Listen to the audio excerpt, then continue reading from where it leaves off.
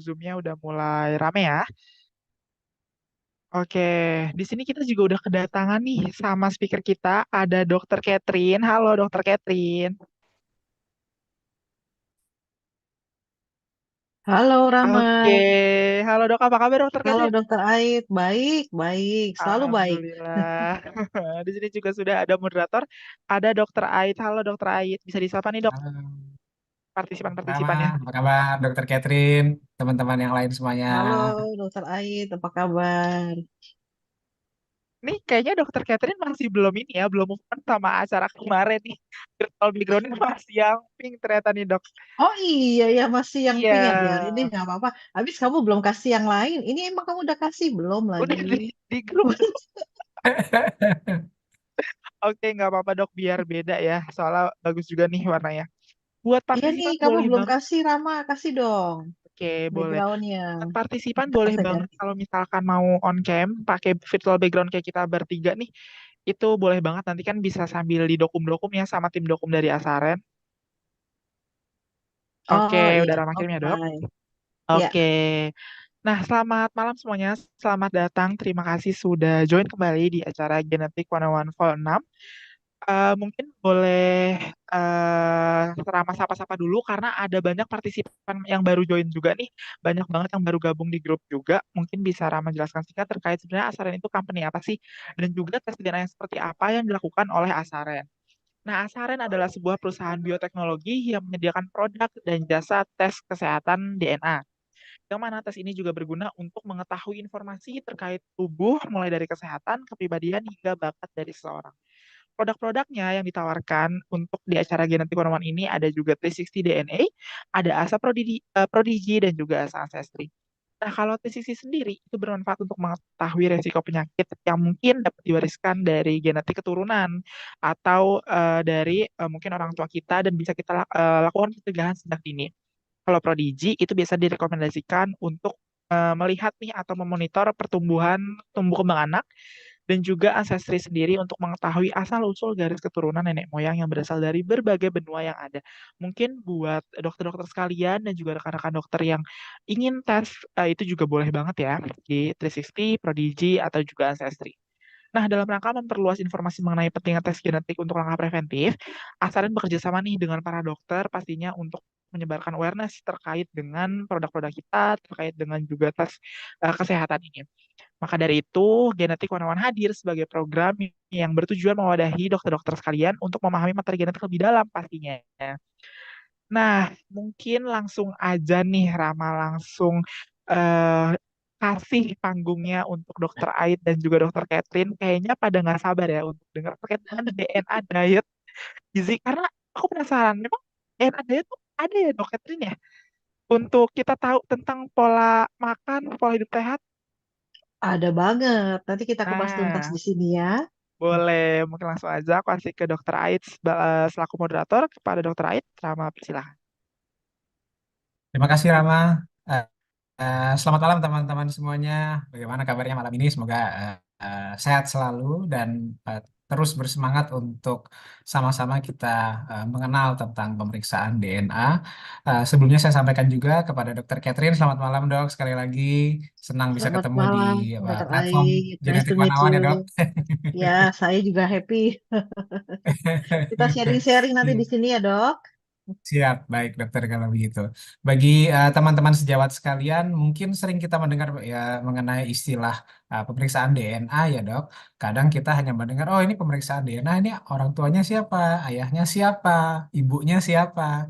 Tetapi saat ini kita untuk pemeriksaan DNA ini sudah lebih maju dan mendekat ke salah satu istilah yang cukup populer saat ini yaitu precision medicine.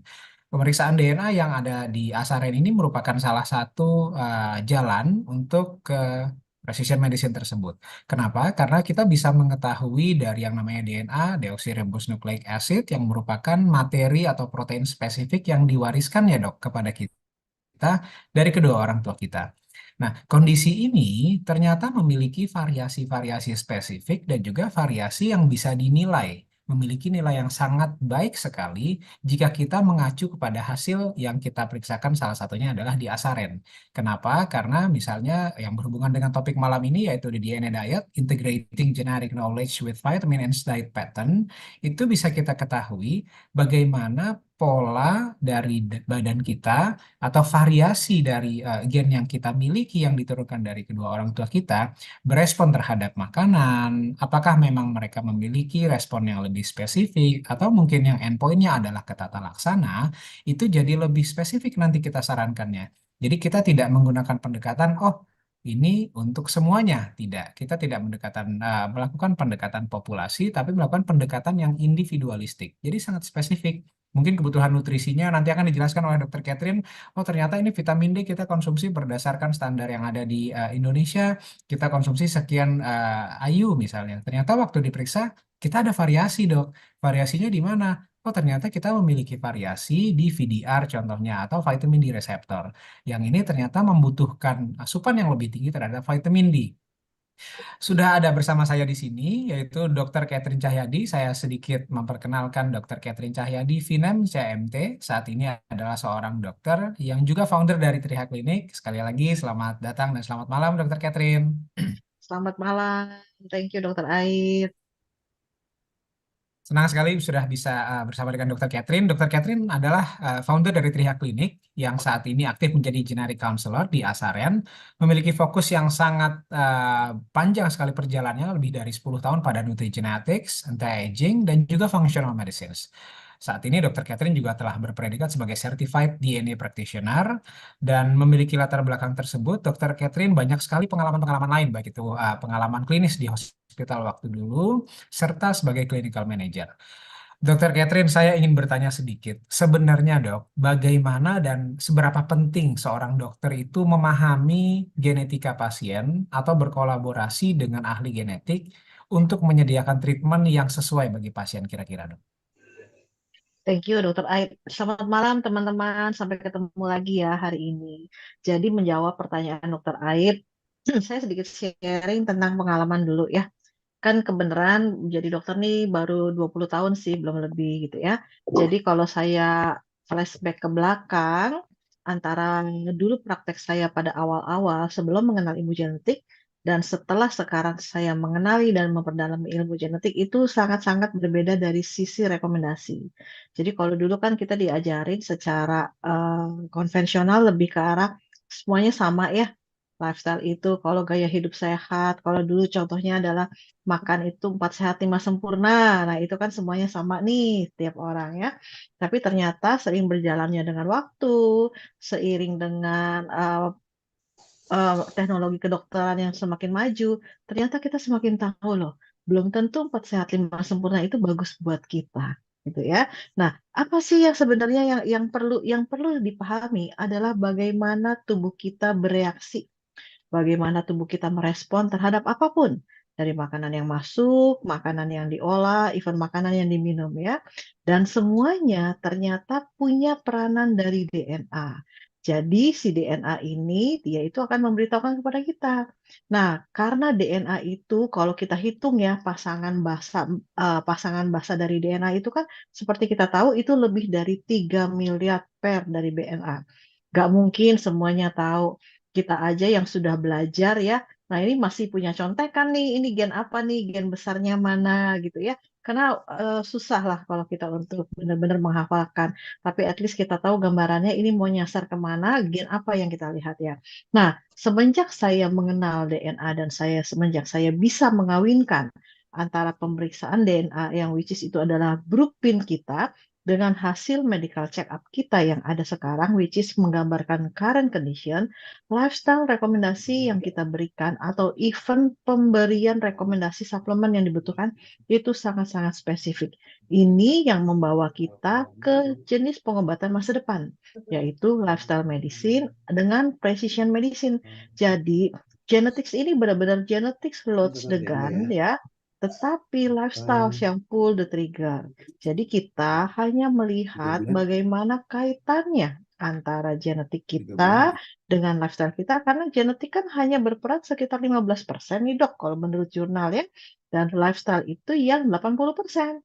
Jadi kalau kita punya SNP, kita kan katanya 99,9% itu materi genetik yang namanya Homo sapiens itu sama. Bedanya kan hanya kurang dari 0,1% nih.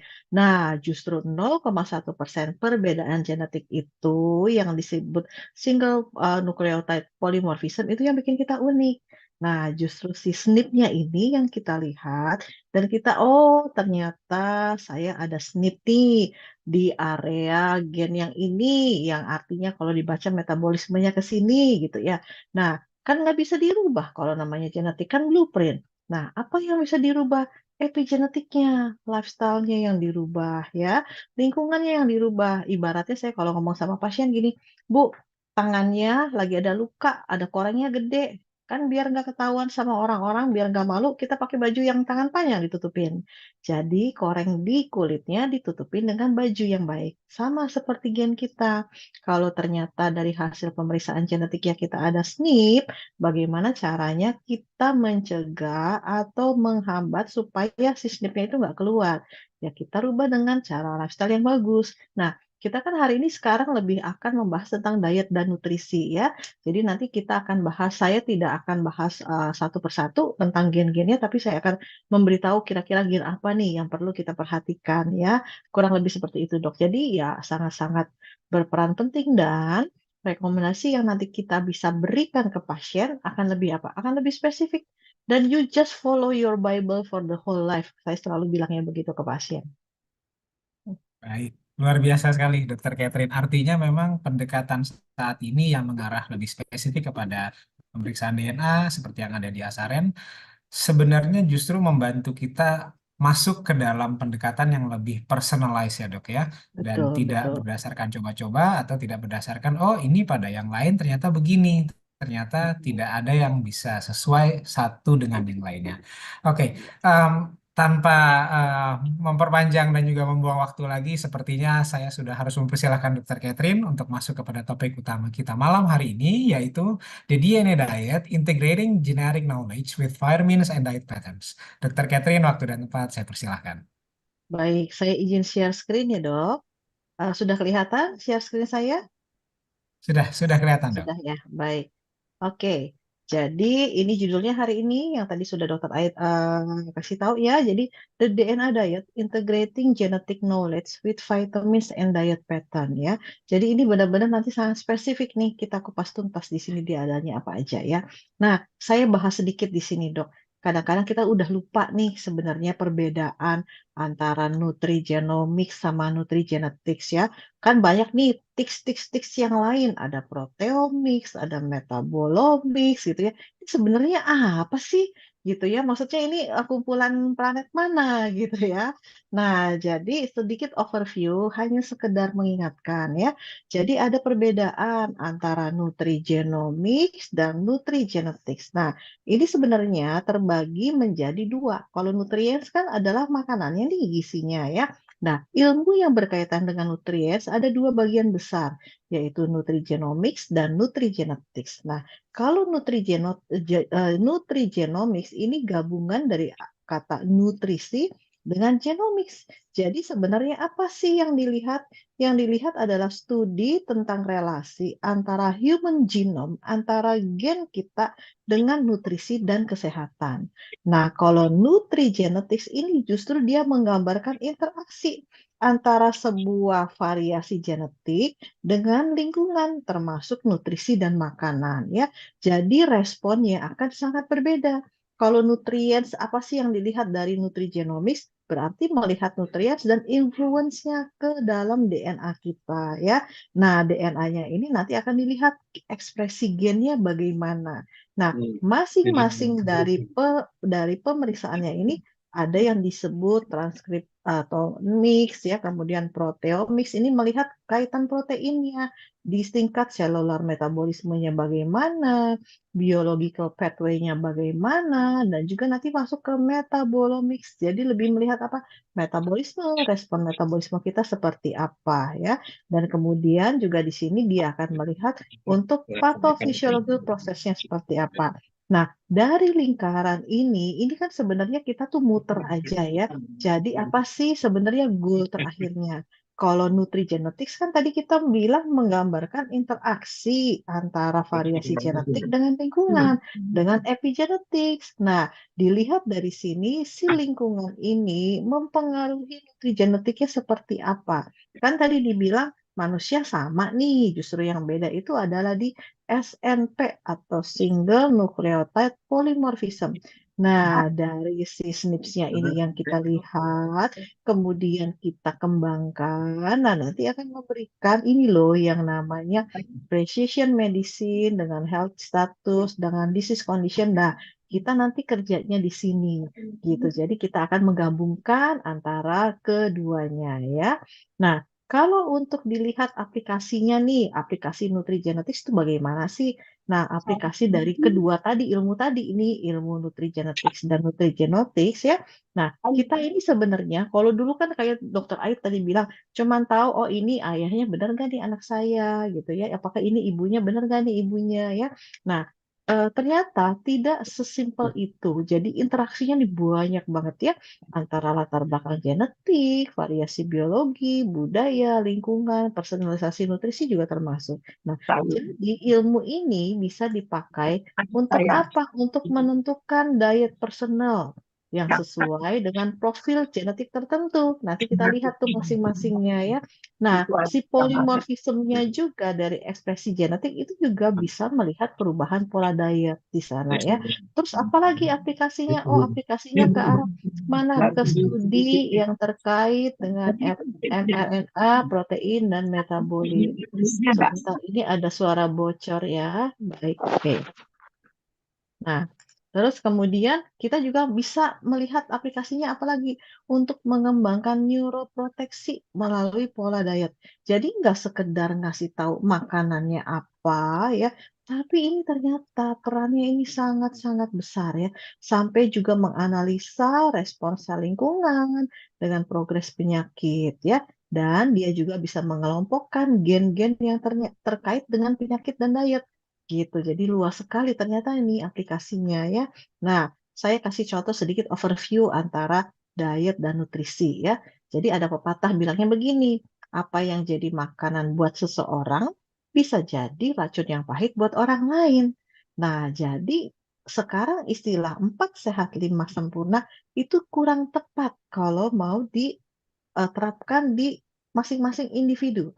Karena di sini sudah ada peran dari gen kita, jadi makanan dan nutrisi yang ada di dalamnya pada saat kita melihat apa sih SNP-nya, itu ada kurang lebih 3 macam deh ya. Ada genotype 1, genotype 2, dan genotype 3. Nah, ternyata gabungan antara nutrisi dengan SNP-nya tersebut ini bisa sampai memberikan respon terhadap kesehatan atau performance-nya kita gitu. Ada yang tipenya 1, dia akan meningkat atau lebih baik.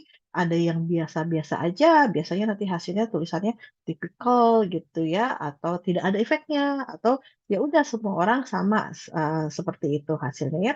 Atau genotype 3 yang lebih menurun atau lebih buruk. Nah, masing-masing arti dari pemeriksaan tersebut ya, mau teman-teman periksa di lab DNA manapun, hasilnya akan kurang lebih sama seperti itu ya. Jadi akan bisa dilihat di situ kelompok alelnya apakah alelnya heterozigot atau homozigot gitu ya, kan yang dilihat adalah si alel itu kan bagian dari rantai protein basanya nih ya. ACTG ya yang tadi kita bahas di depan. Nah, itu responnya seperti apa? Apakah meningkat, tidak berefek, dan menurun atau lebih buruk ya. Nah, kasih contoh lagi nih biar lebih gampang di sini ya. Apa sih yang Asaren bisa lakukan untuk mendukung kebutuhan kita ya? Karena kita menggunakan nutrigenetik sebagai pengetahuan dasar untuk mendukung kebutuhan nutrisi kita. Jadi kita tuh yang dilihat apa? Respon susunan genetik terhadap pola makan tertentu, respon tubuh terhadap komponen makanan bioaktif yang mempengaruhi penyerapan dan metabolisme. Contohnya Kita ambil contoh gampang, ada 2 contoh nih di saya di sini ya. Yang pertama adalah vitamin A ya. Gen yang berkaitan dengan vitamin A itu namanya gennya BCM01 ya. Nah, rantainya, alelnya itu apakah alelnya yang T homozigot atau yang heterozigot? C dan T di sini ya. Nah, kalau yang ternyata hasilnya adalah homozigot, ini si gen BCM01-nya respon metabolisme vitamin A-nya baik. Artinya, hanya dari kecukupan makanan yang kita makan sehari-hari, tubuhnya sudah bisa mengolah vitamin A, memberikan asupan yang cukup untuk kita. Tetapi kalau misalnya orangnya itu gen BCMO1-nya ternyata hasilnya heterozigot C dan T, ini respon metabolismenya justru kurang baik. Jadi dia punya kecenderungan mengalami kekurangan vitamin A. Nah, berarti rekomendasi kita otomatis kan beda nih. Kalau pasiennya yang biasa-biasa saja, dia respon metabolisme vitamin A-nya baik, berarti rekomendasinya ya sudah daily food aja ya. Tetapi kalau ternyata dia respon vitamin A-nya kurang baik, kita harus memberikan rekomendasi yang lebih banyak. Ibaratnya kalau dikasih vitamin yang ada dosisnya.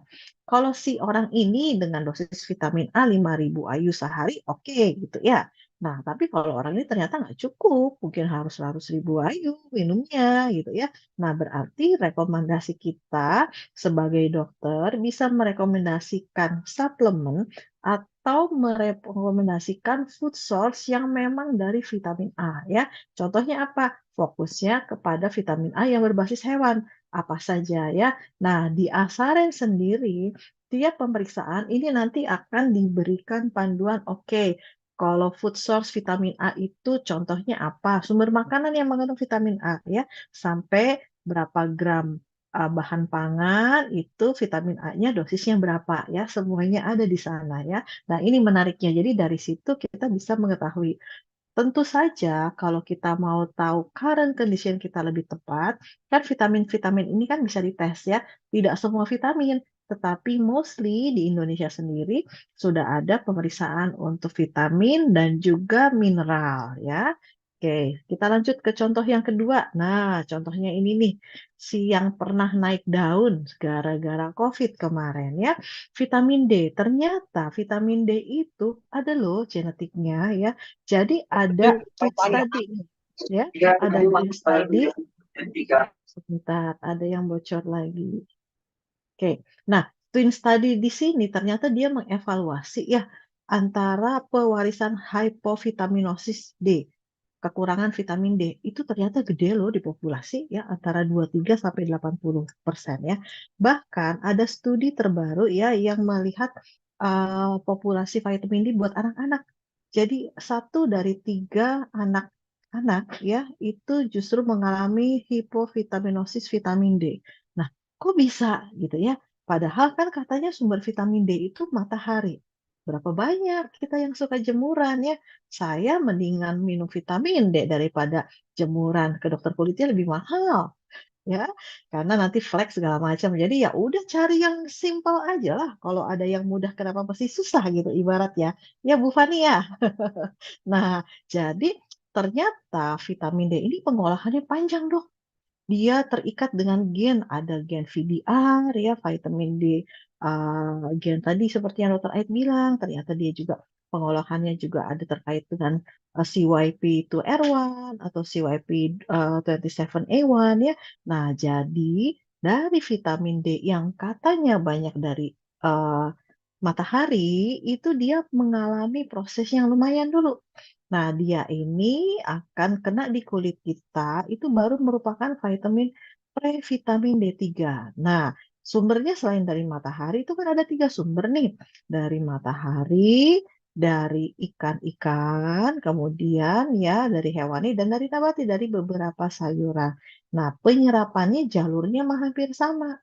Nah, kalau vitamin D-nya ini dari previtamin D3 kemudian dirubah, itu nanti di hati dengan bantuan atau dengan pengaruh dari 2 macam gen ini, dia akan dirubah menjadi 25 hydroxyoxylation atau 25 DOH ya. Nah, ini yang bisa kita tes di lab. Jadi kalau ke laboratorium mau tes vitamin D, pasti tulisnya vitamin D 25OH. Ini yang dilihat di sana ya.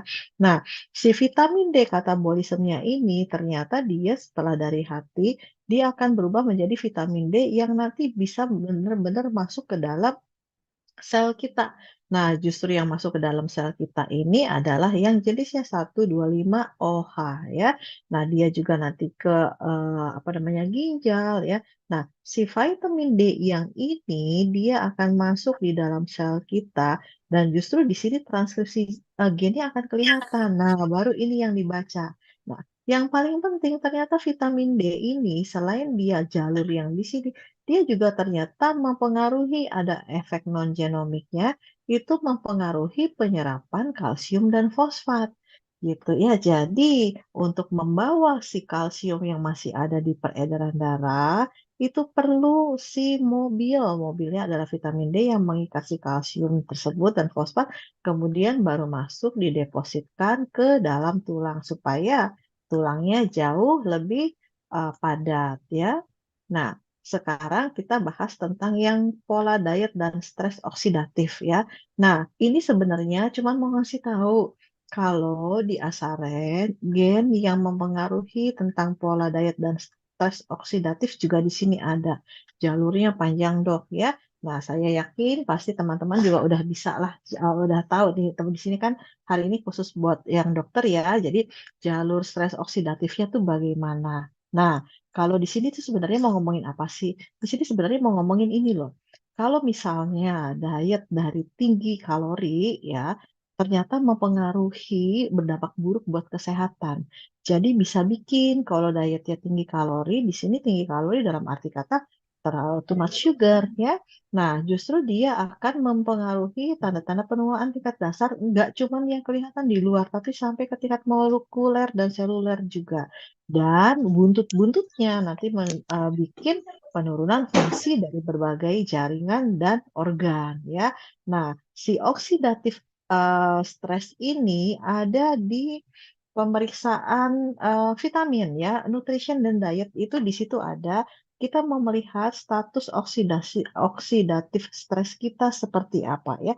Karena ternyata nih transkripsi faktornya itu kan di sini mempengaruhi nih sirtuin alfa, NF kappa beta ya, BDNF. Jadi nanti ngaruhnya kalau misalnya kita makan makanan yang tinggi kalori, misalnya contohnya Western diet yang high fat, high sugar, high protein, dan less dietary fiber, di mana physical exercise-nya tidak sebanyak apa yang kita makan, jadi jatuhnya too much kalori. Nah, ini nanti yang akan merusak nih jalur oksidatif stresnya di sini. Dan buntut-buntutnya terjadi protein damage, lipids damage, jadi akhir mempengaruhi mitokondrial dysfunction. Nah, kalau sudah mitokondrial dysfunction di sini, dia larinya kemana ya? Larinya bisa sampai ke penyakitnya akan keluar ya. Jadi patofisiologinya itu kalau kita mau sehat, kita mau harus lihat bagaimana homeostatisnya, redox signalingnya, redox stressnya, oxidative damage-nya ya. Jadi si antara hubungan dari health dengan patologinya ini kelihatan di sini ya. Oke. Nah, ini contoh lagi dampak variasi genetik dan mekanisme epigenetik pada resiko obesitas. Jadi kalau gen itu seperti kita tahu gen gen gemuk ya, obesitas itu gennya ada ya. Nah, nggak cuma satu loh gennya yang terikat, itu beberapa gen. Beberapa gen ini yang terlibat dalam regulasi energi. Ya, jadi kontribusinya terhadap obesitas itu gede loh, lumayan antara 40 sampai 70% terhadap obesitas di sini ya. Nah, variasi genetik ini gen leptin tuh yang mempengaruhi leptin. Jadi leptin itu adalah hormon yang dihasilkan oleh lambung kita ngasih tahu oh kita udah cukup belum makannya gitu ya. Kalau hormon lapar grelin, kalau leptin itu yang memberikan sinyal. Nah, jadi ini kan gen-gen besar nih yang paling banyak dipakai kalau untuk ngomongin obesitas ya gen LEP, LEPR, POMC, NYP, MCR, MC4R ya, ini juga banyak. Nah, ini singkatannya sudah ditulis semua di sini ya. Nah, ternyata si gen leptin atau leptin reseptor atau propionmelanocortin ya, terus kemudian juga neuropeptide Y, melanocortin reseptor, ini adalah yang terkait dengan massa lemak dan obesitas ya.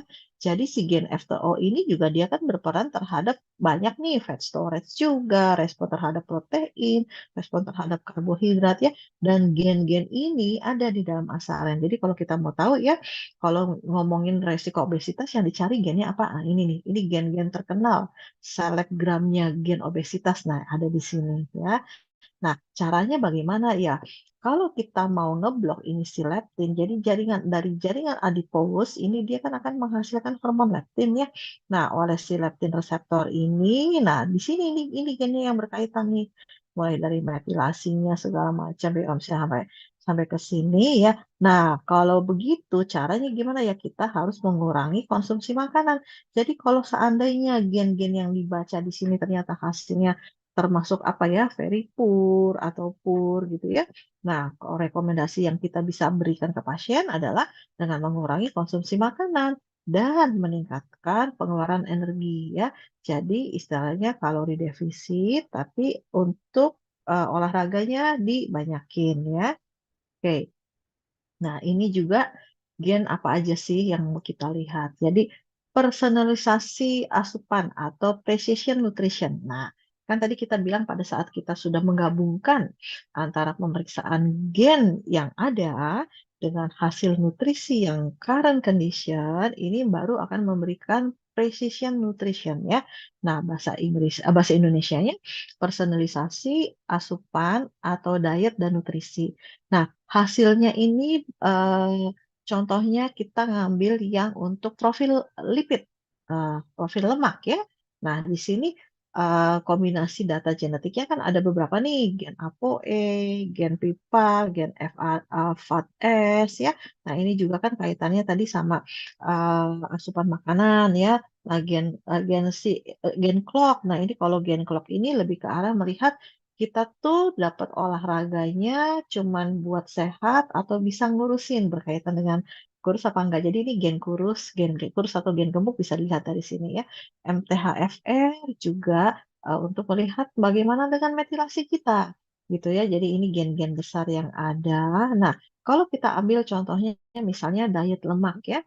Nah, diet lemak kan kita kan mau meningkatkan profil lemak nih. Kan ada pasien yang saya makannya banyak makan sayur, nggak makan gorengan, tapi kok si kolesterolnya tinggi, trigliseridnya tinggi, turun cuma pakai obat. Kalau obatnya udah berhenti, dia balik lagi, naik lagi.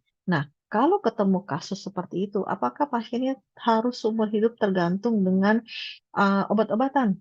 Tidak. Karena kenapa? Gennya udah bilang memang dia ada SNP di pengolahan profil lipid. Profil lipidnya cenderung tinggi. Yang penting inflamasinya turun supaya penyakit kardiovaskulernya juga turun. Nah, inflamasinya kita bisa lihat dari mana? Kita bisa lihat dari pemeriksaan darah yang ada sekarang, seperti homosistein, LED, HSCRP ya. Jadi benar-benar nanti dikombinasikan, kita lihat larinya kemana ya.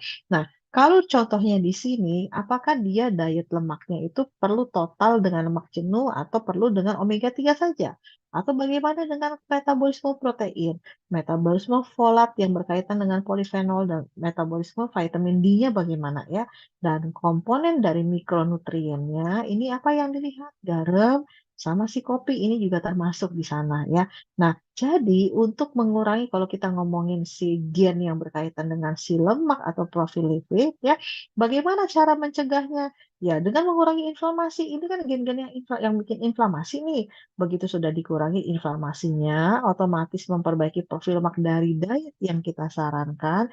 Jadi, si dinding pembuluh darah yang bakalan nanti bisa jebol gara-gara penyakit tersebut ya akan menurun. Jadi di sini benar-benar bagaimana cara mencegah untuk penyakit jantungnya ya nanti kita lihat dan karena di Asaren ini kan ada kombinasi dari pemeriksaan yang fisikal ya. Physical health itu kan ada 12 kategori nih. 12 kategori dengan lebih dari 230 macam traits atau karakteristik. Nah, di situ kita bisa nyambung ini. Kalau misalnya ternyata dia gen untuk yang pengolahan lemaknya nggak bagus, nanti kita ngintip bagaimana dengan kadar kolesterolnya dia, bagaimana dengan resiko penyakit jantung koronernya, bagaimana resiko dengan penyakit yang lainnya ya. Sama seperti pengolahan respon to karbohidrat juga kita nanti bisa melihat gen yang berkaitan dengan penyakit-penyakit metabolik, penyakit diabetes, penyakit hipertensi, nanti di sana ada semua ya. Jadi benar-benar kita akan mengawinkan ke sana ya. Nggak usah hafal nama gennya dok, semuanya ada di dalam situ. Jadi kita cuma tinggal baca aja ya. Oke, nah ini contoh kalau kita sudah install aplikasi Asaren ya. Jadi ya kan kita nggak pernah ketinggalan yang namanya handphone mah. Dompet ketinggalan nggak apa-apa, tapi yang penting handphonenya kebawa gitu ya. Nah hasil Asaren ini kan akan ada di handphone masing-masing dari para kliennya yang beli ya. Nah nanti di sini ini dia tuh yang tadi saya bilangin kategori screening genetik dalam satu kali tes apa aja ya. Ini yang penyakitnya ya. Terus kemudian juga panel interaktomi apa. Jadi ada 3 panel besar, yaitu panel yang untuk physical health lebih ke arah si penyakit-penyakit. Kemudian juga panel yang untuk diet dan nutrition ya. Kemudian juga ada panel satu lagi mental health ya. Nah, kalau yang untuk diet and nutrition ini nanti sampai ngelihat juga si pola tidur dan spot genomik ya. Karena dari si spot genomik juga nanti akan berkaitan dengan kita punya respon tubuh, apakah si gemuk, apakah si kurus, segala macam ya. Nah, begitu kita masuk ke dalam aplikasinya, nanti sudah langsung kelihatan nih mana gen-gennya yang bagus, mana yang tidak, risk factor-nya apa, tinggal diklik ya. Dan hasilnya kalau yang ada SNP-nya, dia akan keluar nih gambaran merah yang highlighted result-nya ya. Kalau kita klik yang favorable, akan keluarnya yang biru. Begitu kita klik satu-satu, langsung akan keluar hasilnya ya. Jadi deskripsinya seperti apa ya. Jadi makanya saya bilang nggak perlu ngafal dok. Yang penting kita punya, kita sudah melakukan pemeriksaan, hasilnya ada, ya udah itu contekan kita ya. Dan ini yang terutama di pembahasan kita malam ini untuk memaksimalkan kesehatan kita dengan melihat diet dan nutrisi. Ini ada beberapa subkategori ya, subkategorinya dari pola diet dan pola tidur sampai nih kamu tuh kalau lagi stres doyan makan apa enggak sih? Emotional eating dependence-nya ada. Minum alkohol gampang merah atau enggak itu juga ada gennya ya. Terus kemudian apakah kalau badannya yoyo, gampang naik, gampang turun, atau bisa mempertahankan penurunan berat badan, itu gennya juga ada ya. Sensitivitas terhadap insulin, pengaturan energi, respon kenyang. Ada orang yang udah saya makannya makan, sekali makan, makan besar sudah selesai.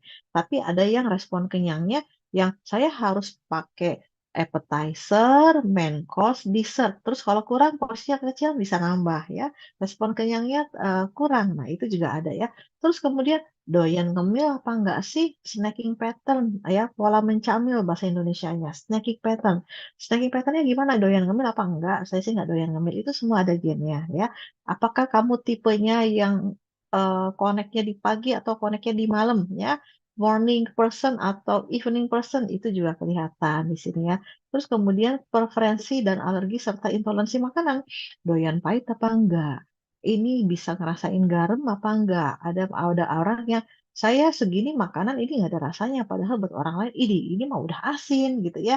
Nah, seperti asam, manis ya. Terus doyan makanan berlemak apa enggak? Lebih suka prefer makanan goreng-gorengan atau kukusan? Ternyata ada loh gennya ya, preferensi makanan berlemak, fatty food preference ada ya. Terus metabolisme kita terhadap kopi bagaimana? Ya, apakah cepat metabolisme kopinya ya? Kalau di panel yang mental healthness itu dilihat kaitan gen antara minum kopi dengan ansietas ya. Jadi kalau yang lain-lain kan biasa metabolisme kafein yang dari lab-lab lain cuman melihat eh, tubuh kita termasuk fat metabolizer atau yang slow metabolizer. Itu kan nanti akan berkaitan dengan berapa banyak sih kopi atau kafein yang boleh kita minum ya. Tetapi di Asaren ada tambahan satu di bagian mental health itu kaitan antara minum kopi bikin cemas. Nah, kalau ternyata gennya ada ya kalau misalnya mau ujian, mau ada meeting segala macam ya jangan minum kopi, tambah deg-degan nanti gitu ya. Nah, alergi terhadap telur ayam, alergi kacang juga ada. Nah, kalau di seksi panel nutrisi itu subkategorinya ada 3. Ada makronutrien dari karbohidrat, lemak, dan protein. Juga ada mineral. Mineralnya lumayan banyak ya. Ada kalsium, kemudian koper, kemudian iron, magnesium, fosfat, zinc, selenium ya, salt juga ada di sini. Dan kemudian subkategori dari vitamins dan antioksidan ya. Antioksidan, kolin, metabolisme likopen, stres oksidatifnya juga tadi yang sudah kita bahas. Dan vitaminnya A, B12, B6, B9, vitamin C, D, E, dan K ya. Nah, kurang lebih itu saja dok. Terima kasih. Luar biasa sekali, Dokter Catherine. Terima kasih banyak atas penyampaiannya yang sangat komprehensif, terutama yang berkaitan dengan diet, juga vitamins. Di sini sudah ada beberapa pertanyaan, Dokter Catherine. Saya akan mulai dari pertanyaan yang cukup umum ini sepertinya bagi para sejawat sekalian yang memang baru mulai masuk ke dalam pemeriksaan panel DNA yang akan diterapkan kepada pasien. Pertanyaannya seperti ini, Dokter Catherine.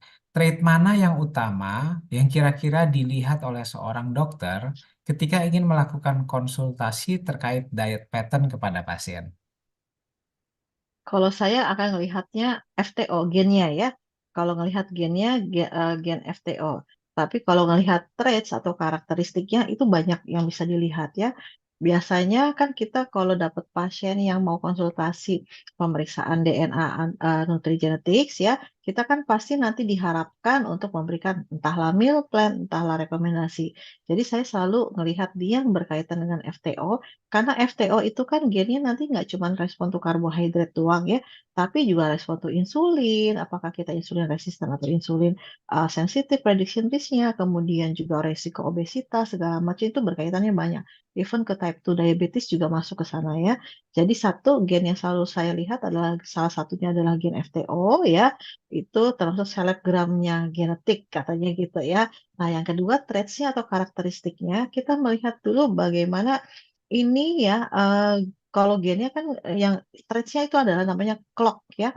Nah, si clock ini untuk melihat kita kalau mau olahraga bisa kurus dengan olahraga atau enggak ya. Kebenaran gen clock saya ini dapatnya very poor nomor 5. Waduh, lumayan kaget ya. Oh, pantes gue kalau olahraga cuma dapat sehat dan happy. Kalau mau kurus saya harus defisit kalori gen FTO-nya yang berperan. Nah, jadi kan tiap orang tuh beda-beda.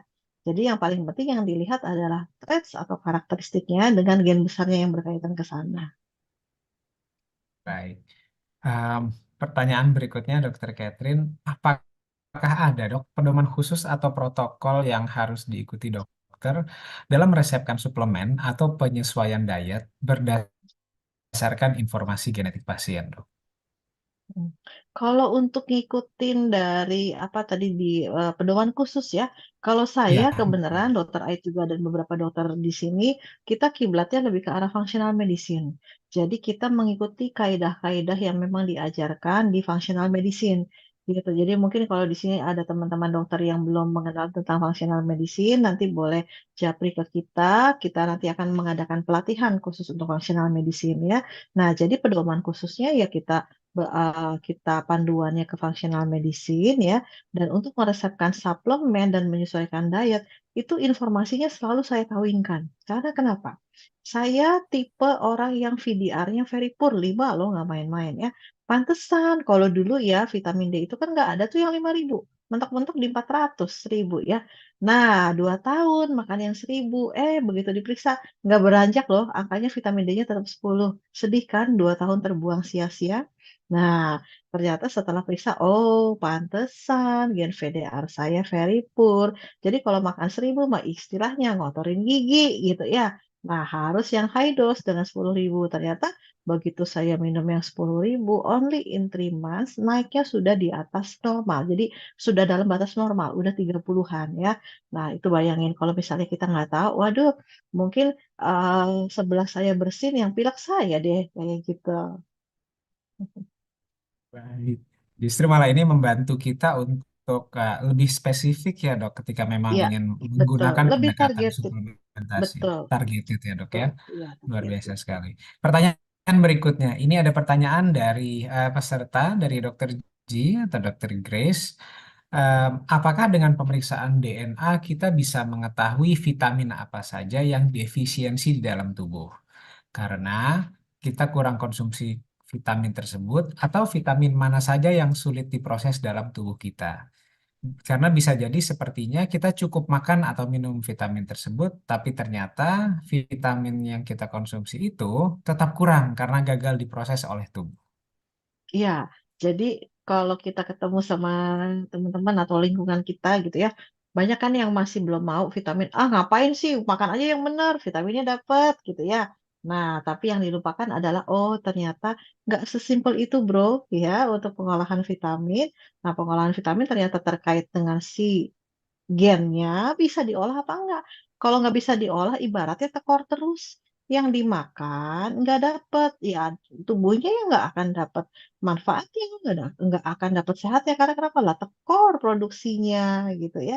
Nah jadi pemeriksaan DNA ini kita benar-benar bisa melihat kalau ternyata kayak saya gen vitamin A dan vitamin D-nya udah memang poor, ya udah sadar diri cari food source yang banyak mengandung vitamin A dan vitamin D atau kalau kalau lagi diet karena mau target nih mau turun saya kan karena saya kalau olahraga cuma dapat happy dan sehat nggak dapat kurus dapat kurusnya mesti diet berarti ya udah makanya saya kurangi saya intermittent fasting tetapi untuk mencukupi kebutuhan harian vitamin saya di gen yang jelek tadi ups kasihan jangan gen jelek di gen yang ada SNP-nya berarti kita harus dapat tambahan suplemen dan dosisnya itu biasanya kita akan menyesuaikan.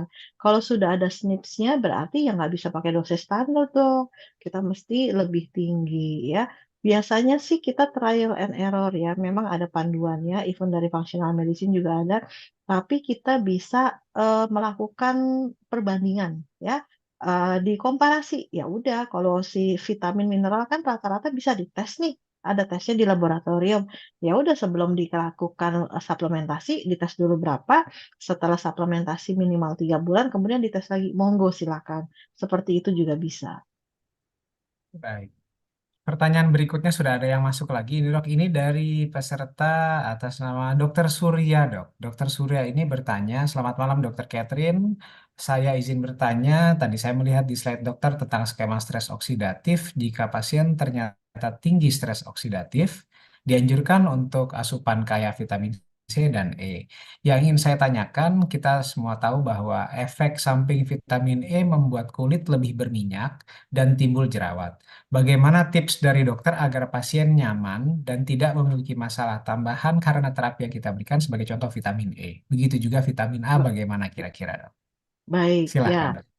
Kalau saya, kalau ada hal seperti itu, kita bisa lakukan pemeriksaan laboratorium. Karena even vitamin E sendiri bisa dites ya, kecuali vitamin C, belum bisa nih ya. Kalau vitamin D, vitamin E itu udah bisa dites ya.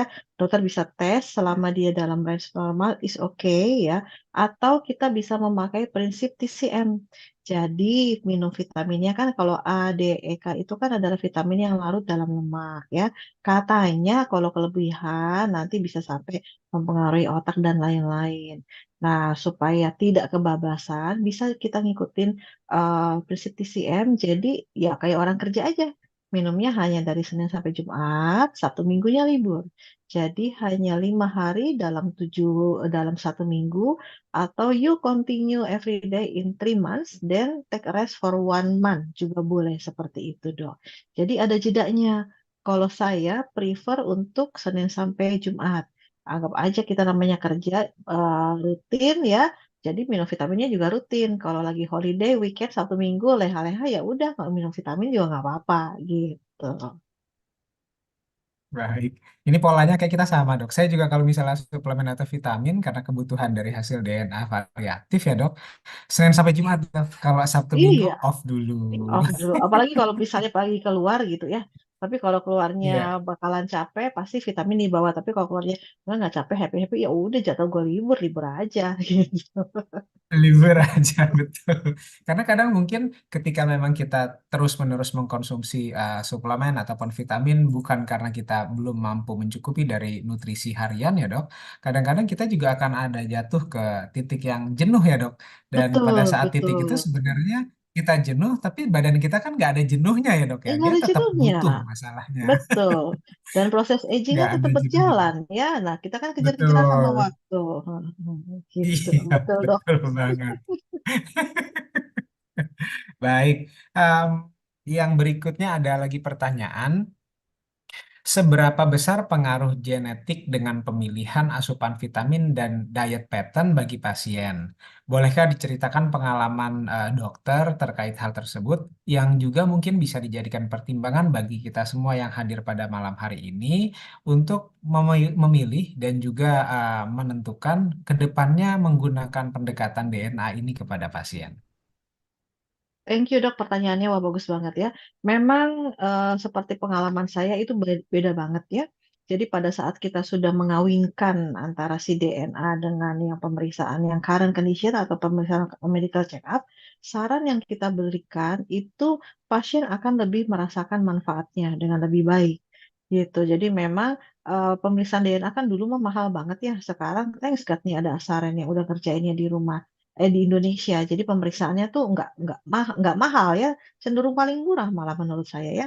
Nah, jadi pada saat kita mengkombinasikan itu benar-benar dok, kita memberikan kitanya juga sebagai dokter pada saat memberikan saran, kemudian pasien yang ngikutin kan seneng ya, apalagi hasilnya ada kelihatan gitu ya. Dan di pasiennya juga sendiri dia akan merasakan manfaatnya gitu. Jadi you have to try your test first. Kemudian terapkan dulu ke tubuh kita. Saya selalu begitu cara belajar saya. Jadi saya coba dulu ke tubuh sendiri, baru nanti setelah merasakan manfaatnya, baru kita akan rekomendasikan pemeriksaan dan caranya tersebut ke pasien. Gitu. Baik. Jadi ini sangat bermanfaat sekali dan sebenarnya untuk kondisi saat ini apalagi setelah COVID ya Dokter Catherine yang tadi dokter bilang nih vitamin D jadi prima dona setelah Iya, COVID. betul. Dan Selebgram ternyata naik. selebgram naik pamornya dan ternyata ini malah membuka mata kita bahwasanya Yes. precision medicine dan juga pemeriksaan DNA yang berhubungan dengan SNPs ini amat sangat membantu dalam menjaga daya tahan tubuh, meningkatkan kondisi kesehatan secara umum, atau bahkan sampai kita bisa mengetahui berbagai SNPs yang bisa mendeteksi berbagai penyakit ya dok. Dari Asaren ini ada lebih Betul, dari 230 macam penyakit. betul, Baik, betul. teman-teman semuanya, kalau dari peserta masih ada yang ingin bertanya, boleh sekali. Kita masih ada waktu di sini.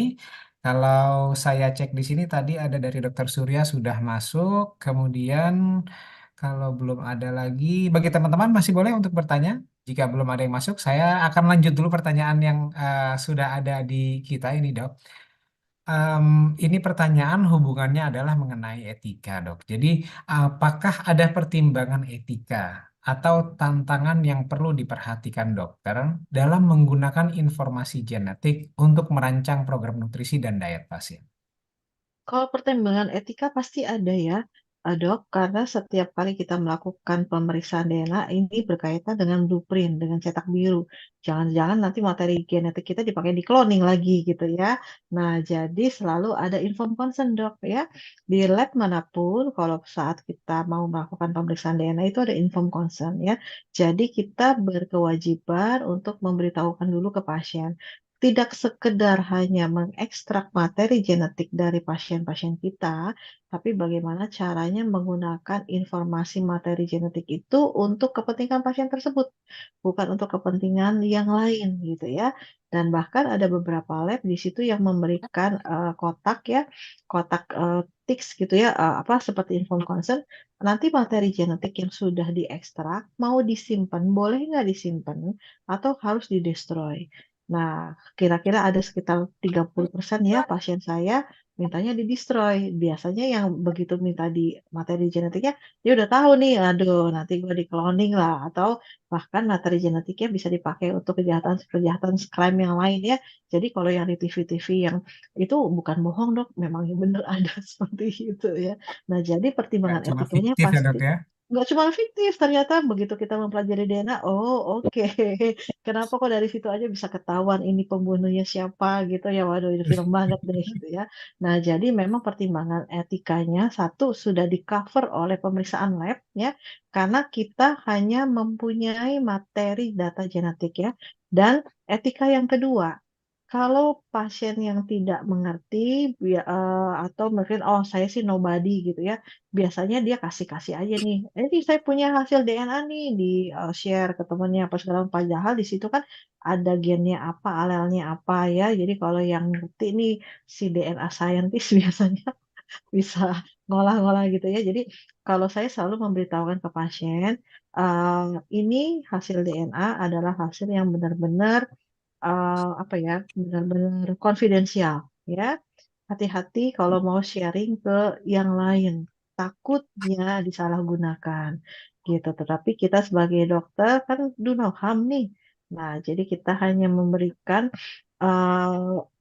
mengkombinasikan dan merekomendasikan yang terbaik untuk pasien ya. Baik. Dr. Catherine, nggak terasa kita udah 1 jam ini ngobrol, diskusi, dan juga sama-sama eh, sharing mengenai keunggulan dari pemeriksaan DNA, terutama yang berkaitan dengan diet, dan juga bagaimana kita bisa mempertimbangkan pemenuhan untuk vitamin dan juga mineral di dalam tubuh. Saya sedikit sampaikan bahwasanya pemeriksaan DNA ini sebagai tambahan, terutama di Asaren, kita menjadi driver atau tadi istilah Dr. Catherine adalah mobil yang akan memandu kita dari illness menuju wellness continuum. Kita tidak hanya berbicara mengenai sakit, tapi kita juga bagaimana caranya memandu kita sendiri dan juga pasien-pasien nanti para sejawat sekalian untuk menuju wellness continuum yang sangat baik sekali. Waktu yang sayangnya memisahkan kita, Dr. Catherine. Jadi luar biasa sekali. Saya ingin mengucapkan terima kasih ke Dr. Catherine atas sharingnya yang sangat bermanfaat, daging sekali mengenai DNA dan juga traits yang berhubungan dengan vitamin dan diet pattern. Saya tutup di sini. Saya kembalikan lagi kepada moderator Rama. Terima kasih. Thank you. Oke, terima kasih Dokter Ai, terima kasih juga Dokter Catherine untuk penjelasan insightful banget. Nah, buat rekan-rekan dokter jadi lebih paham nih terkait dengan DNA diet juga, dan juga pasti lebih paham untuk mengkonsultasikannya kepada para pasien-pasien sekalian terkait dengan DNA diet ini. Nah, untuk beberapa pertanyaan-pertanyaan yang mungkin belum kejawab, bisa langsung aja ditanyakan di grup, karena nanti akan Dokter Catherine jawab nih jika ada waktu, atau bisa Dokter Ai tambahkan juga. Gitu aja, mungkin dari Rama sudah cukup. Apakah ada yang masih ingin bertanya?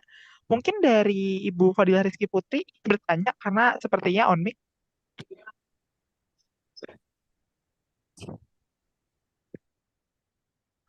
Tidak.